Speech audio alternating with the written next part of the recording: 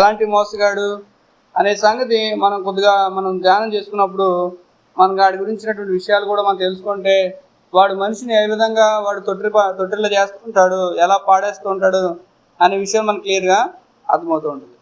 ఇక్కడ మనం చూస్తుంటే తరువాత సాతాను ఇజ్రాయేల్ విరోధంగా లేచి ఇజ్రాయేల్ లెక్కించుటకు దావీదును ప్రేరేపింపగా, అంటే ఇది దావీదు ఈ లెక్కించడం ద్వారా ఏమవుతుందంటే దేవుని యొక్క శిక్ష ఇజ్రాయేల్ మీద పడుతుంది అన్నమాట. 7వ వచనం చూస్తే, ఈ కార్యము దేవుని దృష్టికి ప్రతికూలమగుట చేత ఆయన ఇజ్రాయేలుకు బాధ పెట్టెను. దావీదు, నేను ఈ కార్యం చేసి అధిక పాపం తెచ్చుకుంటుని, నేను మిక్కిలి అవివేకంగా ప్రవర్తించుకుని, ఇప్పుడు నీ దాసుని దోషం పరిహరించమని దేవునితో మొరబెట్టగా చిన్న ప్రార్థన. ప్రభు సహాయం. మహోన్నతమైన దేవ, పరిశుద్ధమైన తండ్రి, గొప్ప దేవానికి వందనాలు స్తోత్రాలు చేయించుకున్నాం. మరొకసారి నీ పాలన జీవితం 2 వర్తమానంలో సహాయం చేయండి. నీ బల్లో యుగంగా పాల్గొని కృప దయచేయండి. సాధారణ తంత్రంలో మేము ఎరుగిన వారం ఉండకుండా ప్రభా, వాడి యొక్క ట్రిక్స్, వాడి యొక్క ప్లాన్స్ అన్ని కూడా మేము గ్రహించుకుంటూ అయా వాడిని తండ్రి ఏ విధంగా అయా వాడి మోసంలో పడుకున్నట్లు మీరు సహాయం చేస్తున్నామని మీ దయగల కృపగల హస్తాలకు అప్పగిస్తూ మమ్మల్ని బలపరిచి భద్రపరిచి నీకు క్షేమస్థితి దయచేయమని నా రాజు ప్రియాక్షుడేస్తున్నామని ప్రార్థన. ప్రభా, మరి నిలబడుతుండగా నీ దాసుని సిరుజాటును మరుగు చేయమని సాతాను క్రియలను వేస్తున్నామని బంధిస్తున్నాం. ప్రభా, ఈ వాక్యం ఎక్స్ప్లెయిన్ చేయడంలో నాకు సహాయం దయచేయండి. నా శక్తి కాదు, నా బలం వల్ల సరిపోదయా. మీ ఆత్మశక్తి దయచేయండి ప్రభా. అయా ఉన్న వాళ్ళలో ప్రభా నీ కార్యం జరిగిస్తారని ప్రభా, వాళ్ళు గ్రహింపగలిగి పాపను జయించరా, వాడి ప్రేరేపణలు లొంగకుండా ఇట్లా నేర్పిస్తున్నామని వేడుకుంటూ అయ్యా జయ జీవితం అనుగ్రహిస్తున్నామని నా ప్రియరక్షకుడే యేసు నామమున ప్రార్థించి వేడుకుంటున్నాం తండ్రి. ఆమేన్.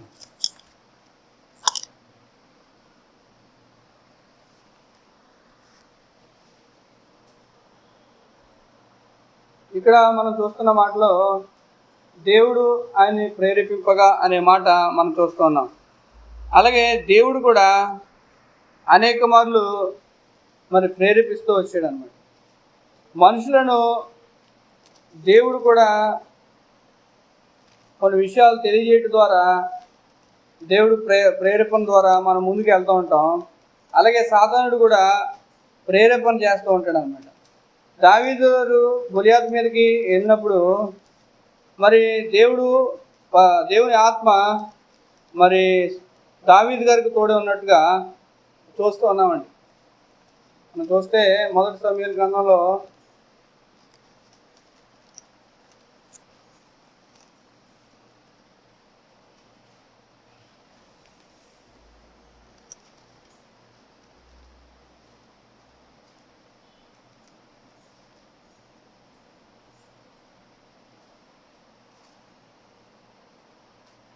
1 సమూయేలు గ్రంథము 17వ అధ్యాయము 1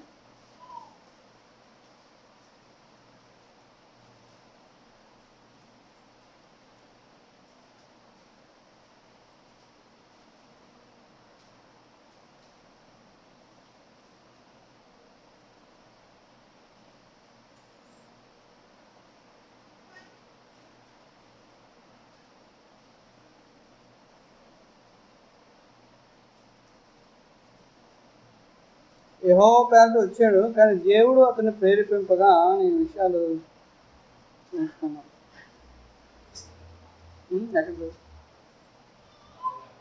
అదే దేవుడు అతనికి తోడే ఉండి అతన్ని ప్రేరేపిస్తాడు అనే సంగతి కాదు. ఈ దావీదు గారిని అలాగే సంసోను గారిని కూడా దేవుని ఆత్మ అతను ప్రేరేపింపగానే అనే వాక్యాలు.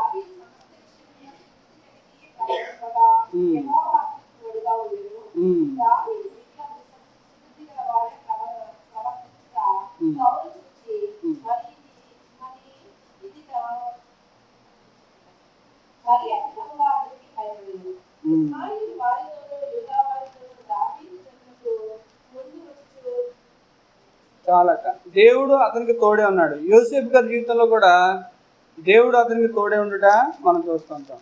అందుకని ఇతని వలె ఆత్మ కలిగిన వాడు ఎవరైనా ఉన్నారా? ఇంకా మనకి సంసోను విషయంలో కూడా న్యాయాధిపతుల గ్రంథంలో కూడా ఆ విషయాలు 13వ అధ్యాయంలో ఆ సంసోన్ని దేవుని ఆత్మ మళ్ళా ప్రేరేపించినప్పుడు 3000 మందిని హతం చేసినట్టుగా చూస్తూ ఉంటాం అన్నమాట. ఈ విషయాలన్నీ అంటే నా ఉద్దేశం ఏంటంటే దేవుడు కూడా ప్రేరేపిస్తూ ఉంటాడు, అయితే దేవుడు కూడా మాట్లాడుతూ ఉంటాడు.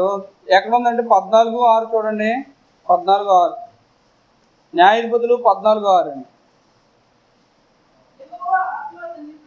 యెహోవా ఆత్మ అతన్ని ప్రేరేపింపగా అతని చేతిలో ఏమీ లేకపోయినను ఒకడు మేకపిల్ల చీల్చినట్లు అతడు దాన్ని చీల్చెను.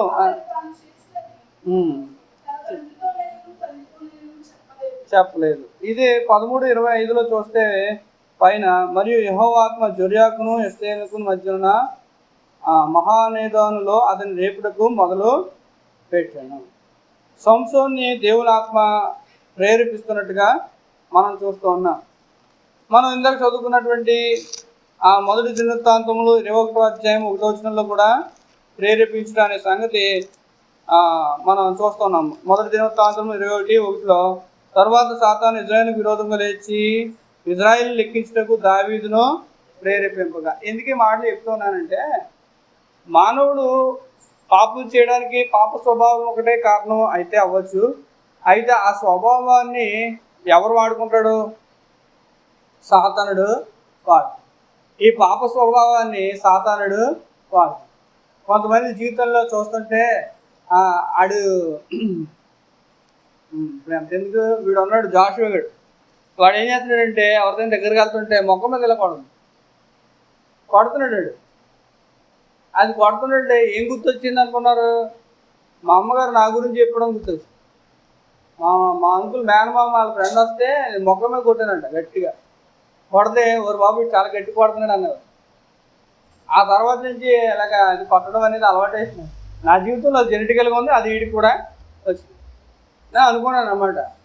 అంటే స్వభావం వచ్చింది, మనం ఉరిసిపోతాం అంటాం. కాకపోతే తప్పది. జెనెటికల్గా కూడా మన స్వభావాలు బుద్ధి అనేది కూడా పుట్టుకతోనే పాపం. ఈ స్వభావాలను కూడా మార్చమని ఎవరిని అడగాలి? దేవుని అడగాలి. స్వభావాలు మార్చేది ఎవరంటే దేవుడి వాక్యం. దేవుడు మాత్రమే మార్చుడు. వాక్యం అంటే యేసు ప్రభువారే. ఈ స్వభావాలు మార్చమని ప్రభువుని అడగకపోతే స్వభావాలు మార్చబడో వారి జీవితంలో నెమ్మది ఉండదు. దైవ చిత్తానుసారంగా వారు వెళ్ళలేదు. ఈ స్వభావాలను ఎప్పుడైతే ప్రేరేపించడం సాతానుడు వాడు ప్లాన్ వేసి మన జీవితంలో వాడి ప్రేరేపణకు మనం లొంగ తీసుకుంటాడో మనం ఏం చేయబడతామంటే పాపానికి ఏడవబడతాం.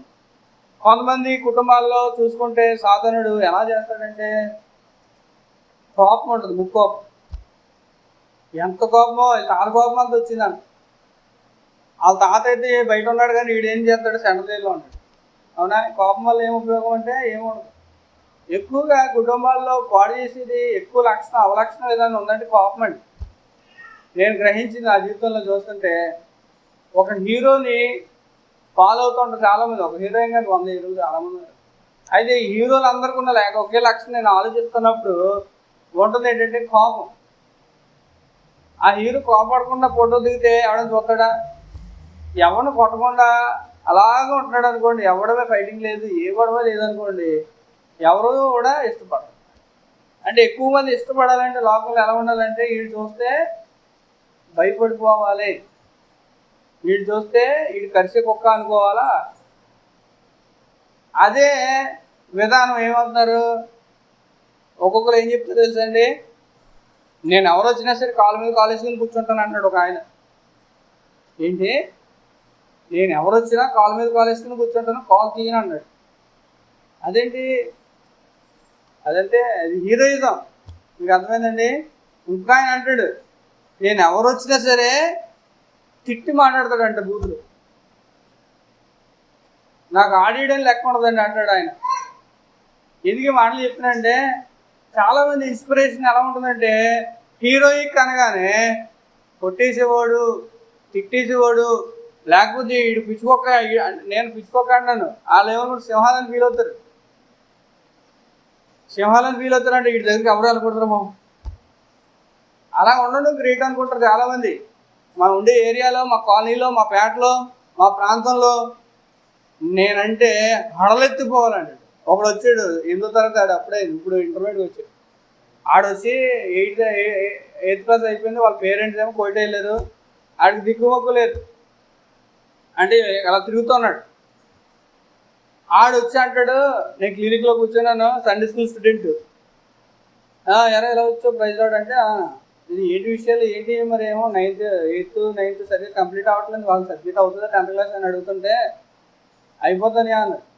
సరే నీ కోరిక ఏంట్రా, నీ డిజైర్ ఏంట్రా, ఈ లోకంలో బతికో పుడుతున్నావు, నువ్వు ఏం సాధిద్దాం అనుకుంటున్నావు అంటే వాడు ఏం చెప్పాడు తెలుసండి, కొవ్వూరిని అళ్ళెత్తిస్తానంట. కొవ్వూరిని అదే మేము కొవ్వూరే కదా మళ్ళీ, ఆ కొవ్వూరిని అళ్ళెత్తిస్తానని ఉందని. ఏం చేస్తావురా అంటే ఏమో ఇలా కూర్చొని మాట్లాడుతున్నాడు. అలా ఉంది. అంటే నేను ఎందుకు మాట చెప్తున్నానంటే సాధారణుడు ఈ కోపాన్ని వాడుకుంటాడు సుమా. మన జీవితంలో దేవుడు ప్రేమించమన్నాడు కానీ కోపడమన్నాడు. ఓ మాట అంటారు చాలామంది, కోపపడు కానీ పాపం చేయొద్దు అన్నాడు కదా కోపడండి అన్నాడు కొంతమంది. కోపడడం తప్పులేదు ఎవరు దాని కింద ఏమన్నాడు, కోపమును విసర్జించుడి అని రాయబడి. మరి ఆ మాట ఎందుకు అవ్వట్లేదు? కోపపడ్డకు స్లో ఇన్ యాంగర్ అంటాడు ఇంకో చోట. సరే యాకోబు ఎంత బ్రదర్, నిదానించుతూ ఉండాలా. చెప్పండి బ్రదర్.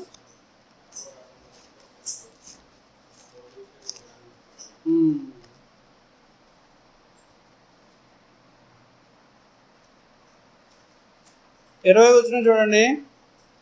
ఎందుకనగా నరుని కోపము దేవుని నీతిని నెరవేర్చదు. నరుని కోపము అంటే పైన కోపించుటకు నిదానించిన వాటిని ఉండవలను అని దేవుడు మాట్లాడుతున్నాడు. ఎందుకు మాట్లాడుటకు నిదానించాలి, వినుటకు వేగిరపడాలి. వినడానికి వేగిరపడాలి. చాలామంది వినడానికి ఇష్టపడదు, మనం చెప్పేయాలనుకుంటారు, వాళ్ళ ఉద్దేశాలు చెప్పేయాలనుకుంటూ ఉంటారు. వాళ్ళు ఏమనుకుని చూసారో కొంతమంది కడుపు ఆగదన్నమాట. ఎదుటోడు తప్పు చేశాడంటే దాని గురించి వేరే వాళ్ళకి చెప్పడం వరకు కూడా వీడు కడుపు ఏం చేయకపోతే నిండిపోతూ ఉంటుందండి గ్యాస్తో. ఆడు వెళ్ళిపోయి పక్కనోడికి చెప్పేసాక అమ్మాయాన్ని నిద్రపడతాం. కొంతమందికి అయితే అండి కోపం, ఈ కోపం అనేది తీర్చుకునే వరకు కూడా వాళ్ళకి నిద్ర ఉండదు. ఎవడో తిడతాడు బయట, ఇంట్లో మీద చూపిస్తాడు అన్నమాట. ప్రతాపం అంతా కూడా ఏం చేస్తాడు, ఇంట్లో మీద చిరుపుర్లు ఆడేస్తూ ఉంటాడు. ఆ తర్వాత ఇల్లు ఏమైపోద్ది, వాతావరణం సంతోషంగా ఉంటుందండి. ఎన్ని వాక్యాలే నేను చెప్పాను కూడా. కోపం అనేది మంచిది కాదు దేవుని బిడ్డలారా. దేవుడు అని కోరుకునేది ఏంటంటే ప్రేమ. ఈ ప్రేమ ఎవరికి వస్తుందో తెలుసా అండి, మనం ఆల్రెడీ ఒకసారి మాట్లాడుకుందాం. మొదటి యోహాను పత్రికలో 4వ అధ్యాయం 5వ అధ్యాయం 3వ అధ్యాయంలో కూడా ఏమంటాడంటే ప్రేమ ఎలా పుడుతుందంటే దేవుని నుండి వస్తుంది. ఈ ప్రేమ దేవుని బీజం ఉన్న వల్ల ఉంటుంది. ఈ ప్రేమించడం ద్వారా మనం లోకాన్ని జయించగలుగుతాం. ఈ ప్రేమించడం ద్వారా లోకాన్ని జయించగలుగుతాం. ఎలా జయించగలుగుతాం? జయించడం అంటే ఏంటనుకున్నారు? ఒక ఆత్మను జయించుట లోకం నుండి. నా ఉద్దేశం అయితే నిన్ను నువ్వు జయించబడ్డ పాపం నుండి.